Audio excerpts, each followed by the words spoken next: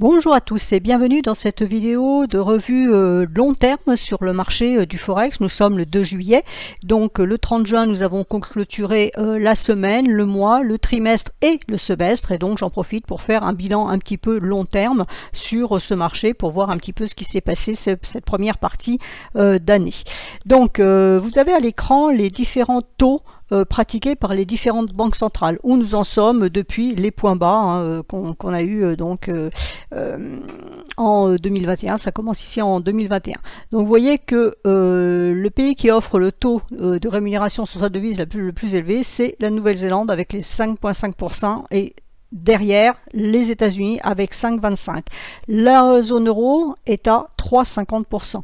Donc quand vous voyez ça, ça veut dire que par exemple sur une paire en euro-dollar, il vaut mieux être acheteur dollar et vendeur euro plutôt qu'acheteur euro et vendeur dollar, parce que le dollar vous rapportera 5,25 alors que l'euro ne vous rapportera que 3,50. Donc ça c'est ce qu'on appelle une notion de carry trade, c'est-à-dire qu'on va se positionner sur certaines devises à l'achat pour bénéficier de taux d'intérêt plus élevés que la devise qu'on va vendre de l'autre côté. C'est pour ça que par exemple le yen par contre n'offre pas tellement d'intérêt puisqu'il offre un rendement de moins 0,10%. Le CHF est à seulement 1,75%, donc à choisir pour placer des fonds monétaires, on va dire qu'il vaut mieux se placer sur le dollar américain à 5,25% plutôt que le franc suisse à 1,75%. Donc ça c'est pour voir un petit peu où on en était. Donc il faut voir quand même que globalement, les taux d'intérêt ont quand même été largement remontés depuis les 0% qu'on avait ici en 2021. Donc on a remonté quand même fortement. Certains pays plus que d'autres, bien évidemment. Alors la zone euro est un petit peu à la traîne, comme d'habitude. Avec la zone Pacifique, la Grande-Bretagne, les États-Unis, etc. ont fortement augmenté. On a les deux pays nordiques, Norvège et Suède, qui sont encore un petit peu à la traîne, mais malgré tout, qui sont plus forts que la zone euro. Donc maintenant, on va voir un petit peu dans le détail ce que ça donne sur justement les paires de devises. Donc je commence par une analyse long terme sur le dollar, puisque vous l'avez vu, c'est quand même une monnaie intéressante. Donc, le dollar, pour le moment, on va dire qu'il vient de nous faire un semestre plutôt neutre. Alors, plutôt neutre, ça, c'est pas moi qui l'invente, c'est écrit sur le graphique. Vous avez un petit doji et il a tenu sa Tenkan en support et il est dans le nuage, donc il est bien neutre. Voilà, la lagging span n'arrive pas à rentrer dans le nuage. Donc, on a eu le semestre précédent avec une forte hausse qui s'est terminée par une baisse. Et puis, voilà, on a eu deux semestres ici très haussiers. Et puis là, le semestre qui vient de se passer, donc le premier semestre 2023, où on a peu de volatilité déjà, parce que vous voyez que la taille par rapport au mèche, par rapport à cette bougie-là, voire celle-là, il n'y a pas grand-chose, et puis on a fait quasiment un doji, donc c'est bien une bougie d'incertitude. Donc la question qu'on peut se poser, c'est quid du semestre suivant. Donc est-ce qu'on va casser cette Tenkan dans l'idée de continuer à descendre plus bas et aller chercher le niveau des 96, ou alors au contraire, est-ce que cette Tenkan fait support et que la lagging span arrive enfin à rentrer dans le nuage et on repart à la hausse. Alors ça va dépendre évidemment de la politique monétaire de la Fed. Donc la prochaine réunion du FOMC c'est le 22 juillet, avant celle de septembre, il n'y en a pas en août bien évidemment. Donc là, on va voir si la Fed continue à monter ses taux, ou si oui, de combien? De 25 points de base, de 50 points de base, donc tout ça, ça va nous agiter le dollar. La Fed, pour le moment, n'envisage pas de pivot, contrairement à ce qui était attendu, ou des analystes attendaient le pivot pour cet été, ça faut complètement oublier, c'était de l'utopie totale. Il n'y aura pas pivot, il peut y avoir pause, en ce sens où la Fed peut décider d'attendre de voir justement les hausses de taux précédentes, les 500 points de base qui ont été mis dans le marché depuis 2021, comme on vient de le voir. Quels sont les effets sur l'inflation, mais surtout, il faut qu'elle contrôle maintenant les effets sur l'économie. Il y a deux choses, il y a l'inflation qui pour le moment est enrayée, elle ne baisse pas, mais elle ne monte plus, donc c'est déjà une bonne chose, et puis après il faut voir si c'est l'inflation corps ou l'inflation générale, mais peu importe, disons que pour le moment on va dire que c'est maîtrisé, mais ça ne baisse pas, or la Fed, son objectif, ce sont les 2%.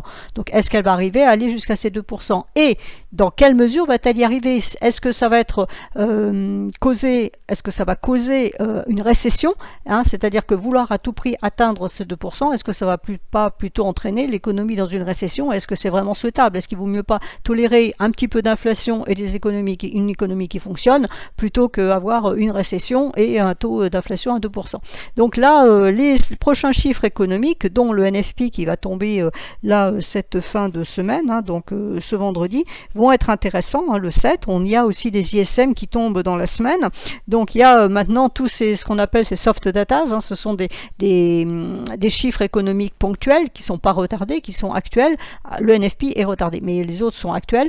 Donc pour voir un peu où en est l'économie et justement est-ce qu'il n'y aurait pas des signaux avant-coureurs de potentielle récession. Et donc c'est ce que va regarder la Fed pour voir si elle va ou non continuer à monter ses taux. Elle ne les baissera pas, au mieux elle va faire une pause, mais est-ce qu'elle va continuer à les monter là à la réunion du 22 juillet. Donc voilà, graphiquement on a un dollar qui est au-dessus de la Tenkan, donc ça c'est plutôt positif. Tant qu'on ne l'enfonce pas, il y a toujours une probabilité haussière qui est latente. Maintenant, on voit qu'on a un niveau ici à 104, hein, 104,60 qu'il va falloir casser. Il va falloir que la lagging span ici, elle monte. Alors, on va lui donner un petit peu de mou, on va lui donner 106. Elle peut aller jusqu'à 106 et vous voyez que c'est le point haut qui a été fait sur ce premier semestre. Donc, il va falloir casser ce dernier point haut pour vraiment avoir un dollar qui monte. A contrario, si on casse le niveau des 102 ici, à ce moment-là, ça serait baissier donc vers le niveau des 95. Donc, ce dernier trimestre, on a donc notre niveau Tenkan semestriel ici et on voit que c'est en double support avec la Kijun trimestrielle. Donc là on a une bonne information.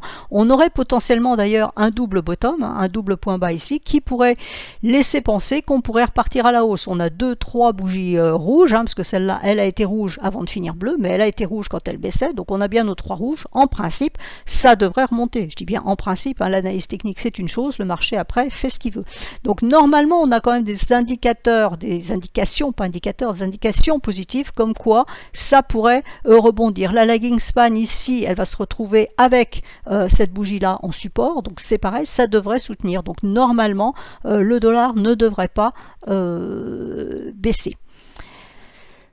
En mensuel, on voit ce niveau, hein. Alors donc ça c'est toujours ma Tenkan semestrielle qui est sur le même niveau que la Kijun mensuelle, donc on a vraiment un niveau ici qui est en béton, hein, qui est extrêmement fort et qu'on voit que c'est un niveau qui tient depuis janvier, hein, le mois de janvier jusqu'à ici on a eu la cassure en avril, on a repris au mois de mai et là en mois de juin on est venu tester et on a clôturé sur la moitié de la bougie précédente. Donc en principe, ça devrait être un signal plutôt haussier que baissier, parce que là, le niveau est extrêmement fort. On vient de le voir, double support en trimestriel, double support en mensuel. Donc, quelque part, il va falloir quelque chose de vraiment négatif pour faire baisser le dollar. Alors oui, si par exemple la Fed disait je baisse mes taux, là, la grosse surprise, je baisse mes taux, oui, là, effectivement, le dollar pourrait couler. Mais comme c'est pas ce qui est attendu et qu'on s'attend plutôt à une hausse, malgré tout, une dernière hausse ici, avant une pause vraiment soit de 25 points de base, soit de 50 points de base, le dollar devrait en profiter et donc s'éloigner de cette zone critique qui est ici.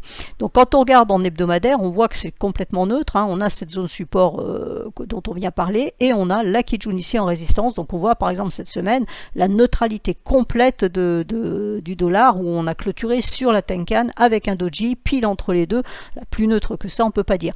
Donc le petit côté positif que je vois dans l'histoire pour le moment, d'un point de vue purement technique, hein, bien évidemment, c'est que là on a un nuage épais, donc monter dans ce nuage c'est compliqué. Pour le moment on est compressé entre ce multiple support et la Kijun ici en résistance. Donc l'idée ça serait de pouvoir aller passer par ici, hein. Si on veut monter, ça serait là, il y a un potentiel ici, donc entre la fin juillet on va dire, hein, et puis la mi-septembre, donc août, mi-septembre, là il y a un passage potentiel relativement facile. Après ça va redevenir compliqué, hein. Si on passe pas, on va avoir un nuage épais. Donc là, si le dollar voulait monter, ça serait une bonne idée, hein, on pourrait lui suggérer, ça serait une bonne idée de profiter de cette faiblesse ici pour passer. Voilà pour la situation du dollar. Donc, si on envisage un dollar haussier, hein, voilà, on a plutôt, moi personnellement, j'aurais plutôt un biais haussier sur le dollar pour l'instant, voire neutre, mais certainement pas baissier. Ça veut dire que toutes les paires en quelque chose dollar, elles seront baissières, sauf si la partie de l'autre côté est plus haussière que la partie dollar. Donc nous allons regarder maintenant l'euro-dollar. Donc l'euro-dollar en long terme à 6 mois, voilà ce que ça nous donne. Donc pour le moment c'est haussier, mais il est freiné par sa Tenkan. Alors on avait la Tenkan en support sous le dollar, ici on a la Tenkan en résistance sur l'euro-dollar. Alors l'euro-dollar est sorti de son nuage, donc il nous a validé un renversement de tendance ici. On a eu ce marteau magnifique qui, ce semestre-là, nous a donné une tentative de rentrer dans le nuage, hein, donc on clôture à l'intérieur du nuage, mais sous cette Tenkan semestrielle. Donc voilà, il va falloir casser cette Tenkan semestrielle si on veut avoir un euro-dollar haussier. Maintenant, si on part du principe que le dollar est haussier, forcément, normalement, ça devrait tenir en résistance, on devrait repartir à la baisse. Ce qui voudrait dire, dans cette hypothèse, si on partait à la baisse, c'est qu'on pourrait revenir chercher les 0,98, c'est-à-dire en dessous de la parité, c'est le niveau fort suivant, c'est le support fort suivant. Ça ne veut pas dire nécessairement qu'on va y aller. Il ne faut pas me faire dire ce que je ne dis pas. Je ne dis pas qu'on va aller à 0,98. Je dis que si le marché partait à la baisse, c'est un niveau qui pourrait aller chercher, comme on est allé le chercher au dernier semestre 2022, au second semestre 2022, on est descendu et on a fait ce marteau. Maintenant, si on casse les 1,0950, on va dire les 1,095, à ce moment-là, on pourra avoir un potentiel haussier, mais qui est quand même relativement limité, parce qu'ici, en résistance, on aura les 1,117. Donc, il faudrait casser les 1,117 pour vraiment dire, ok, là, l'euro-dollar est haussier long terme. C'est-à-dire qu'en cassant ce niveau-là, on va le noter, voilà ici, en cassant ce niveau-là, on donne du potentiel pour aller chercher, alors là, le potentiel à très long terme, hein, attention, je suis en semestriel, il est à 1,2139. Alors on va voir qu'il y a des résistances hein, entre les deux, on ne va pas y aller en ligne droite, mais voilà, ça pourrait donner une information. Là, ça pourrait être la conséquence éventuellement d'une pause de la Fed qui disent je ne bouge plus mes taux restent inchangés. Par contre, la BCE continue, elle, à monter ses taux, c'est-à-dire qu'on aurait un rattrapage. On a vu que la BCE était montée de 400 points de base, elle est à 3,50, alors que les États-Unis sont à 5,25, donc on pourrait avoir les États-Unis qui arrêtent de monter leurs taux parce qu'ils ont déjà fait le job avant, et puis la BCE, elle, continue compte tenu du fait qu'il y a toujours de l'inflation en Europe, etc. Et auquel cas, on aurait un rattrapage du taux européen par rapport au taux américain, ce qui pourrait nous faire flamber l'euro-dollar, puisqu'à ce moment-là, l'euro deviendrait plus attractif que le dollar qui rapporterait moins en relatif. Voilà, donc ça serait un petit peu l'idée, mais pour tout ça, hein, pour ce scénario vraiment optimiste et haussier, il faut casser les 1,095. Tant qu'on ne casse pas les 1,095, voire ce niveau-là, ça serait un premier signal. Le signal suivant serait les 1,115. Voilà, si on casse les 1,115, à ce moment-là, on libère du potentiel. Tant qu'on est en dessous de 1,115, le potentiel n'est pas là. Au contraire, on a les 1,095 qui sont en résistance et qui pourraient par contre nous renvoyer les prix à la baisse. Donc, en trimestriel, on avait double support sur le dollar index, on a double résistance sur l'euro-dollar, bien évidemment. Donc, on a la Tenkan ici, semestrielle, qui est sur le plan de la Tenkan trimestrielle, et on a la Kijun trimestrielle en renfort ici. Vous voyez, le niveau que j'ai marqué à l'instant sur le semestriel correspond à ce niveau-là. Donc, on a bien une concordance de niveau ici. Donc, là, par contre, j'ai 3 bougies bleues, une grande, une moyenne, une petite. En général, ça se finit pas très bien. Il y aurait plutôt tendance à repartir, c'est-à-dire qu'ici, on aurait un double top et on est parti ici à la baisse. On fait une correction pour repartir à la baisse. Invalidation, bien évidemment, si on casse ce double niveau. En mensuel, voilà ce qu'on a. Donc, on a eu un mois de mai très baissier, hein, parce qu'on a recassé à Kijun. Donc, au mois d'avril, on a donné un signal haussier. Au mois de mai, on l'a invalidé.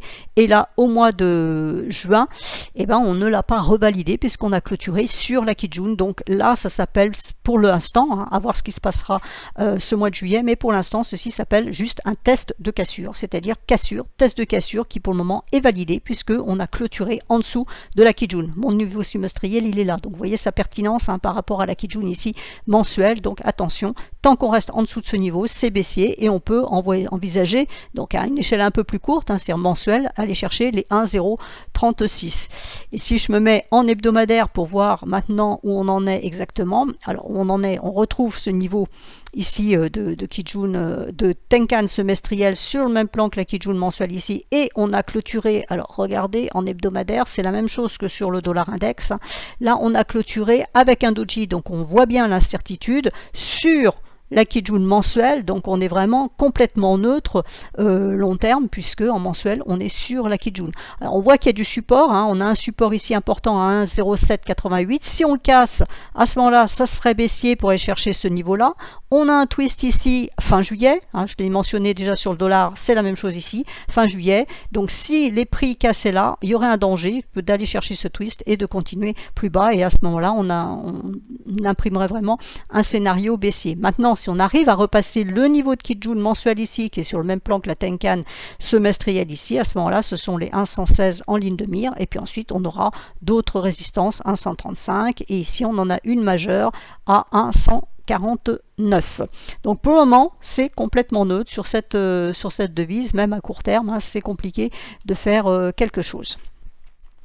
Ensuite, le GBP USD. Alors le GBP USD en semestriel, voilà ce que ça nous donne. Alors ça c'est plutôt haussier pour le moment, hein, ça a plutôt une idée haussière, on va dire, on a un biais haussier sur cette paire quand on regarde ce long terme là. Le dernier semestre 2022, on a eu ce magnifique marteau qui a fonctionné puisque on a bien eu une bougie bleue pour le premier semestre 2023. Maintenant il va falloir concrétiser, c'est-à-dire qu'il va falloir casser le niveau qui est ici à 1,2918 pour aller chercher potentiellement le niveau des 1,377 ici. Donc là il y a peut-être quelque chose à surveiller sur cette paire pour le moment. Alors on l'a vu aussi, hein, la Banque d'Angleterre remonte drastiquement ses taux, elle les a montés fortement déjà ce mois-ci, puisqu'on s'attendait à 25 points de base, c'est monté de 50, donc elle a même surpris à la hausse, et ils ont des problèmes au Royaume-Uni point de vue économique, hein, le Brexit ça paye, ça paye pas plutôt, c'est compliqué, donc ils sont obligés de monter drastiquement leurs taux, donc il y a un attrait pour la livre sterling. Alors c'est là où il va falloir compenser, comme je vous ai dit tout à l'heure, même un dollar aussi, on peut avoir une paire GBP-USD haussière à partir du moment où le GBP montera plus que l'USD par rapport à la différence de taux. Donc la cassure de 1,2986 pourrait nous donner 1,377 sur cette paire. En trimestriel, on a cassé la Kijun, donc on donne bien un signal haussier, hein, il est bien là, donc on casse ça, c'est bon, la lagging span elle peut passer, il n'y a pas de souci. Ensuite, en mensuel, donc en mensuel, on a un petit nuage à passer. Vous voyez, je retrouve toujours mon niveau ici, hein, les 1,2986. Donc il faut casser le nuage. Si on casse le nuage, ça veut dire que la lagging span casse sa Kijun, donc elle nous valide bien le signal haussier qui a été donné ici, hein, sur le mensuel. Et si on passe le nuage, on aura bien un renversement de tendance puisque les prix seront de l'autre côté. Alors ça ne sera pas fini côté lagging span, hein, parce qu'il faut qu'elle casse sa Kijun, qu'elle rentre dans le nuage, qu'elle casse ses prix, etc. Donc c'est vrai que pour avoir une tendance haussière de long terme sur la livre sterling, sur cette paire-là, il faudra casser les 1,377, donc c'est le niveau que j'ai marqué tout à l'heure sur le semestriel, hein, et il faut casser ce niveau-là. Si on casse ce niveau-là, on voit que la lagging span sera quasiment sortie du bois, elle sera sortie du bois à 1,3918, et après on a vraiment du potentiel haussier, puisqu'à ce moment-là on aura bien un renversement de tendance définitif, hein, voilà, tendance baissière ici, on repasse de l'autre côté du nuage, et on aura les prix libres, la lagging span libre. Alors après il y aura des résistances bien évidemment, mais ça sera libre, ça voudra dire qu'on renverse bien la tendance, et puis on aura le double top ici à évidemment invalidé. En hebdomadaire, je vais vous le mettre quand même pour voir un petit peu la figure hebdomadaire. Donc en hebdomadaire, c'est neutre. C'est neutre puisqu'on a la Kijun mensuelle ici, le plat de Kijun mensuel ici qui a bloqué les prix. On est revenu chercher la Tenkan, pour le moment elle tient, donc c'est ce qu'on va surveiller là pour la semaine à venir. Si la Tenkan lâche, à ce moment-là, on peut redescendre chercher les 1,23, 0,96. Attention, mais alors là, c'est le twist, il est 18 septembre. Hein. Donc on a ici un double support de Kijun hebdomadaire avec la Kijun mensuelle qui devrait tenir. Tant qu'on reste au-dessus de la Tenkan, le biais aussi reste, à condition de casser ce niveau-là pour aller chercher le niveau suivant. Alors ensuite, nous avons l'AUD-USD. Alors l'AUD-USD en 6 mois. Alors c'est une paire un peu compliquée en ce sens où elle dépend quand même, la partie AUD notamment dépend beaucoup de l'économie chinoise, et pour le moment l'économie chinoise, elle patine un petit peu dans la semoule. Hein. Les marchés avaient espéré que la Chine allait rouvrir ses portes et redémarrer sa croissance. Elle a bien rouvert ses portes, mais la croissance n'est pas là. Donc l'AUD pour le moment n'en profite pas puisque il y a beaucoup d'échanges, notamment au niveau matières premières entre l'Australie et la Chine. Et si la Chine n'achète pas de matières premières, elle n'a pas besoin de dollars australiens, donc il n'y a pas de demande sur cette devise. Donc on voit bien, hein, ça patine patine pour le moment. Alors on a la Tenkan ici, alors on l'avait préservé le semestre précédent, là on l'a enfoncé, donc on a un support qui est ici, à noter, à 0,60, pourquoi ça ne l'a pas marqué, voilà, hop, à 0,65010. Donc si on enfonce ce support là, il y aura plus de baisse pour aller chercher les derniers points bas. Donc pour le moment c'est plutôt, on va dire, neutre en attente de voir ce qui se passe côté AUD essentiellement, hein, mais voilà, c'est le support à ne pas enfoncer si on veut garder un biais haussier, éventuellement pour remonter à terme, chercher les 0,79, mais pour le moment on a plutôt une idée baissière qui se confirme en trimestriel, hein, puisqu'on a eu ici cassure, test de cassure qui a été validé, tentative ici au premier trimestre 2023 et on a clôturé en dessous. Là on est revenu le chercher, on fait un point haut plus bas, donc ça c'est tendance baissière, et on a clôturé largement en dessous, donc avec un doji swat, mais on a clôturé quand même largement en dessous de cette Kijun.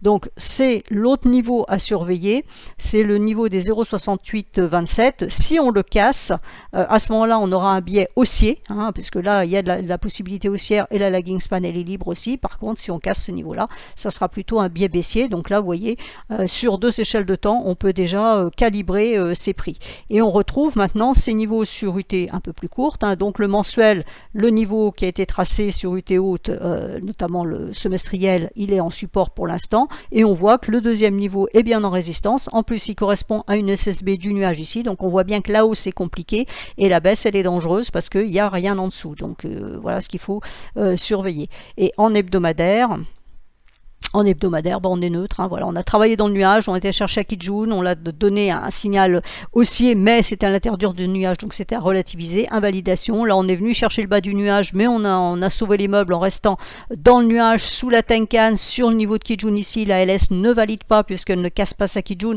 donc c'est vraiment très, très incertain sur cette paire, donc à part faire de l'intraday, il vaut mieux laisser tomber. Ensuite, nous avons le dollar-yen. Alors le dollar-yen en semestriel, donc une paire qui est haussière, hein, qui a été très haussière. Donc on a eu le premier semestre 2022 très haussier, ça a continué au second semestre 2022, on a fini en étoile filante qui ne fonctionne pas, puisque là on est repassé bleu pour ce premier semestre. Donc la lagging span rentre dans le nuage, a priori il n'y a pas grand chose qui empêche les prix de continuer à monter, et donc si on veut vraiment être très optimiste, le niveau à aller chercher à terme, sur du long terme, ça serait les 172,18, hein. C'est ce que dit la technique en tout cas. Est-ce que ça le fera? Je n'en sais rien. Et tout ça tant que le niveau des 126,86 tient en support. Si ce niveau est cassé, bien évidemment, il n'y aura plus de hausse dans les tuyaux. En trimestriel, voilà ce que ça donne. Donc en trimestriel, on a un objectif un petit peu ici à 172, on va dire 172. Donc pour le moment, c'est relativement neutre en sens où on voit bien que là, on a 4 bougies qui se trouvent dans la même zone, hein. Donc il faut casser les 144,66, donc la clôture qui s'est faite là à la fin de ce trimestre, et mieux le dernier point haut pour faire un point haut plus haut. Donc la cassure des 151 pourrait donc nous donner les 172 en objectif, invalidation bien sûr si on passe en dessous de 126,52. Et en mensuel, donc en mensuel, on voit bien, hein, c'est beau, c'est propre. On a eu la correction ici, 3 bougies rouges, la bleue, on est allé chercher pile la Kijun qui a fait support, et là on a repassé la Tenkan. Donc tant que la Tenkan ici à 139,72 tient en support, c'est aussi avec dans l'idée d'aller chercher donc le dernier point haut à 152 pour aller chercher après ensuite plus haut. Là en principe, là on a une invalidation de l'alerte baissière qui a été donnée ici, on n'a pas eu de signal vendeur puisqu'on est resté au-dessus de la Kijun, et là on invalide donc cette alerte. Normalement ça devrait pouvoir continuer à baisser, à monter. Donc comme on a déjà 3 bleus, on peut avoir un test de cassure, hein, puisqu'on a cassé cette Tenkan, un test de cassure, et revenir sur les 139,72, c'est le niveau qu'on surveillera. Et si ce niveau-là tient en support, à ce moment-là, ça sera une bonne opportunité pour se repositionner en plusieurs fois. Première fois ici, deuxième fois sur cassure du dernier point haut. Et en hebdomadaire, on voit que ce niveau est particulièrement pertinent puisque ça correspond à la Tenkan, ça correspond à la Kijun ici. Donc effectivement, on peut avoir un test de cassure ici, hein, la lagging span, elle peut redescendre ici sur les 2-3 prochaines semaines avant de repartir. Mais là, on a globalement bien une idée haussière sur le dollar yen, ce qui correspond au yen, je vous l'ai montré, qui a un taux extrêmement faible avec un dollar qui a un taux extrêmement élevé. Donc là on va voir ce qui se passe côté dollar, nous donnera la tendance pour cette paire dollar yen. L'USD CAD, en semestriel. Voilà, donc l'USD-CAD, il est toujours dans un range. Hein. Voilà, il nous a fait son double top ici, il nous a fait un double bottom ici. Donc voilà, bon ben, on a bien compris l'idée. Donc il n'y a pas vraiment de tendance sur cette paire. On a cassé la Tenkan, là on a validé la cassure. Donc il faut reprendre cette Tenkan à 1,3340 pour avoir une idée haussière et éventuellement à chercher les 1,4050. Et puis par contre, si ce mouvement est juste, hein, c'est-à-dire si c'est bien une cassure, si on invalide donc ce signal haussier qui est donné ici, on invalide, à ce moment-là, à terme, ce serait les 1,2624 qu'on pourrait aller chercher. Donc voilà, très grande neutralité. On le voit en trimestriel, hein, c'est la même chose. On monte, on revient et chercher des niveaux ici, on remonte, on est revenu chercher le niveau ici. Le twist a été refusé ici, donc ça c'était plutôt positif. On est reparti, donc cassure de la Kijun trimestrielle, on l'a testé 2 fois et là on l'a enfoncé, donc en général ça c'est pas très bon signe. On devrait pouvoir aller chercher au moins les 1,30 qui correspondent à la Tenkan trimestrielle, voire en extension aller chercher le niveau de SSB ici à 1,2637. Et en mensuel, et ben en mensuel voilà, c'est pas joli. Là, ça avait bien tenu, donc on avait plutôt une idée positive, mais là, la clôture du mois de juin n'est pas terrible, hein, puisqu'on est passé en dessous. Donc attention, cassure, on peut faire un test de cassure avant d'aller chercher le niveau des 1,30 ici, qui correspond à la Kijun. La LS, attention, elle va pouvoir passer ici aussi parce qu'il y a un twist, et si elle passe, bah, à ce moment-là, ça serait cassure de Kijun à ce niveau-là, avec dans l'idée potentiellement d'aller chercher les 1,2662. Voilà, je pense que j'ai fait le tour. Non, j'ai pas fait l'USD-CHF. Donc USD-CHF, donc on a vu que il y a un gros delta entre le taux américain et le taux suisse, du franc suisse. Donc pour le moment c'est très neutre, hein. Il n'y a pas beaucoup d'évolution sur cette paire, on repart à la baisse, on longe la Kijun, il n'y a pas de soutien, donc quand il n'y a pas de soutien, bah, ça veut dire que ça peut baisser relativement facilement. À la hausse, si ça devait repartir à la hausse, il faudrait casser les 0,9343, mieux les 0,9490 et le dernier point haut pour envisager de la hausse, mais pour le moment ça a plutôt une tête baissière que haussière. En trimestriel, on confirme bien cette idée baissière, c'est-à-dire qu'à chaque fois qu'on a tenté de rentrer dans le nuage, ça n'a rien donné, et là on est reparti à la baisse. Alors on a 3 rouges, est-ce qu'on peut avoir une bleue ce trimestre pour aller chercher les 0,9322 ici avant de repartir à la baisse? Alors le niveau extrême serait à 0,9550. Si on cassait ce niveau-là, on redonnerait du potentiel haussier, hein, mais tant qu'on restera en dessous de ce niveau-là, il n'y a pas de potentiel haussier. La lagging span, elle devrait continuer à baisser, hein, je vois plutôt un marché baissier ici, et donc le support ici à 0,8713. Donc soit on a un retour ici en test de cassure, soit on descend chercher ce niveau-là. C'est vraiment entre deux eaux, c'est le problème d'un marché qui est neutre. Quand c'est neutre, ben, ça peut aller dans les deux sens, et vous voyez en mensuel, ben, on a vraiment l'explication, hein. On a eu baisse en avril, retour en mai, rebaisse en juin, donc c'est vraiment la décision totale. Par contre la lagging span, elle reste franchement baissière, puisque là vous voyez qu'elle avait une résistance. Alors là, ce mois-ci, c'était cette résistance ici, donc au début du mois on était là-haut, on a fini ici, et puis là ben, on va démarrer le mois lundi sous cette bougie là, donc on a encore de la résistance, donc c'est très compliqué. Donc pour moi il n'y a pas vraiment de hausse tant qu'on est en dessous des 0,912.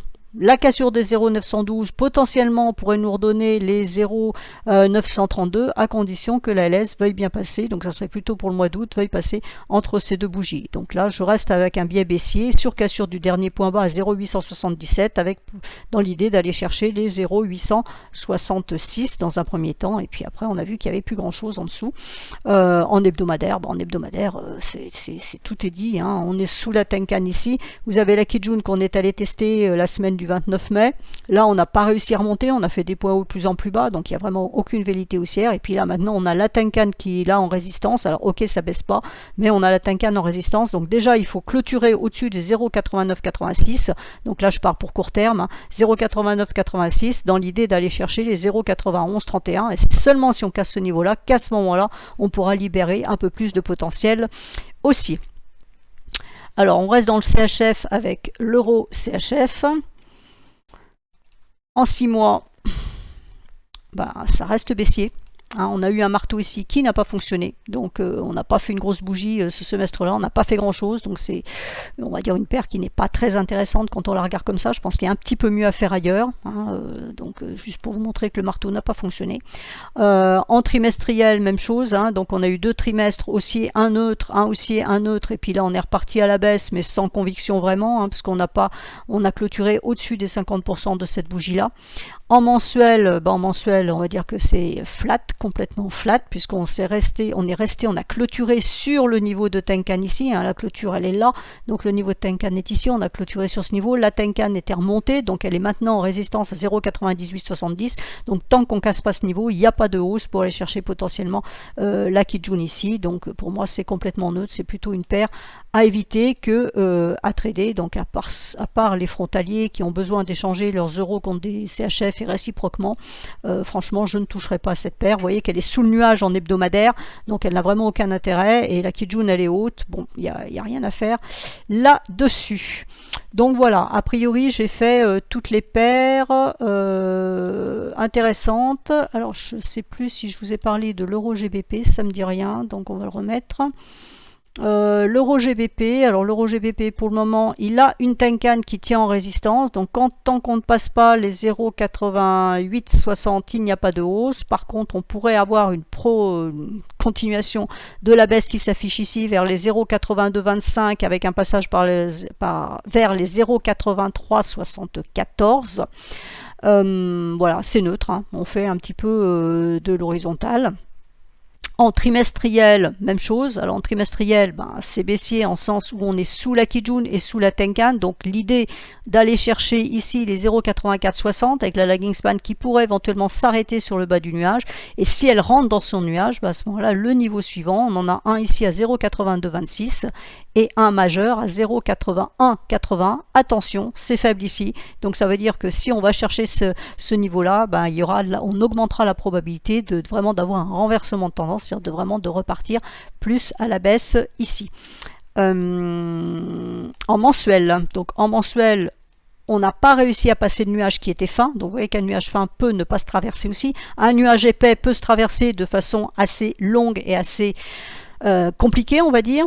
Un nuage fin peut ne pas se traverser, c'est une information, hein, là donc pendant du mois de janvier, en fait tout ce semestre là on a tenté de passer ce nuage mensuel, mais qui était fort puisqu'on avait en même temps, c'était fin mais fort puisqu'on avait la Kijun, on avait la SSB ici sur le même plan, et vous voyez que ce n'est pas passé, et au contraire on a donné un signal vendeur là au mois de mai qui est quand même costaud.